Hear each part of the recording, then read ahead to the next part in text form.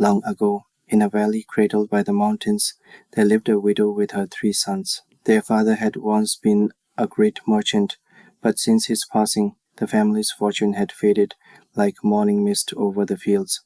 Go into the world, she told her sons, and become traders, as your father once was.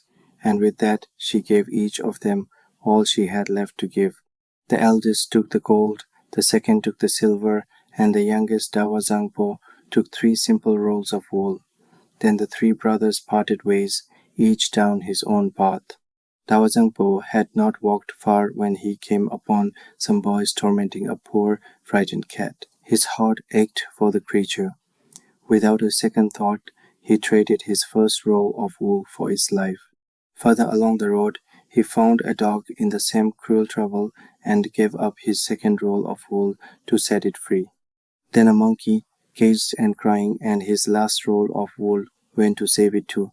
Now Dawa Zangpo had nothing left to trade, nothing but a kind heart and 3 grateful friends. With the cat, the dog, and the monkey beside him, he wandered on with no plan at all until the path opened onto the shining waters of a great lake.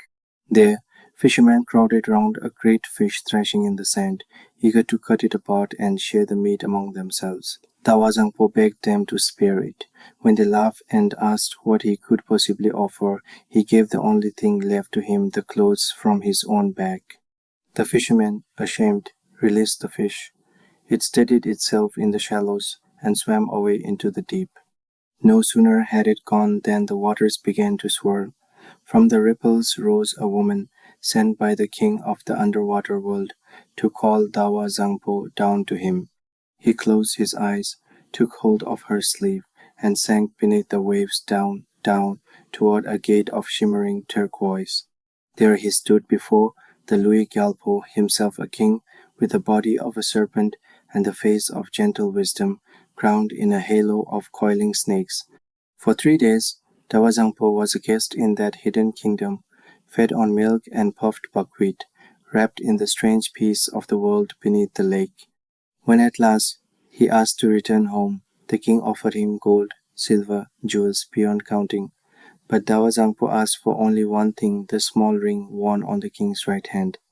Reluctantly, for it was no ordinary ring, the king slid it from his finger, and Dawa Zangpo rose back to the world above, where his 3 friends waited, overjoyed to see him.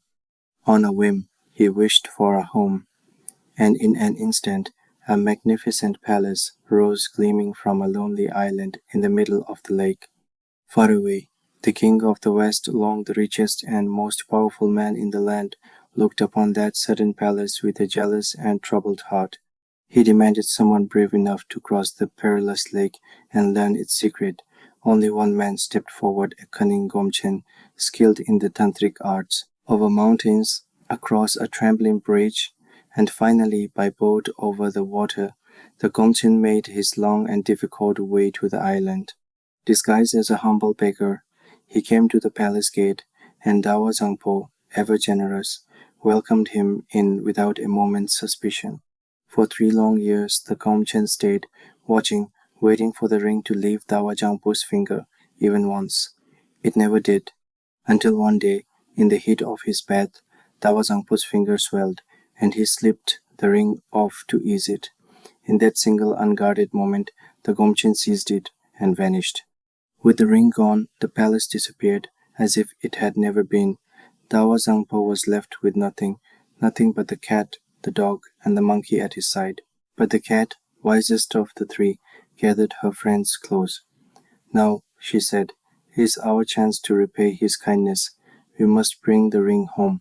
The dog, strong in the water, carried the cat and the monkey upon his back, and swam the long way across the lake to the kingdom of the west. The monkey tore through the king's maize fields, and soon the whole court, even the king himself, rode out in furious pursuit of him.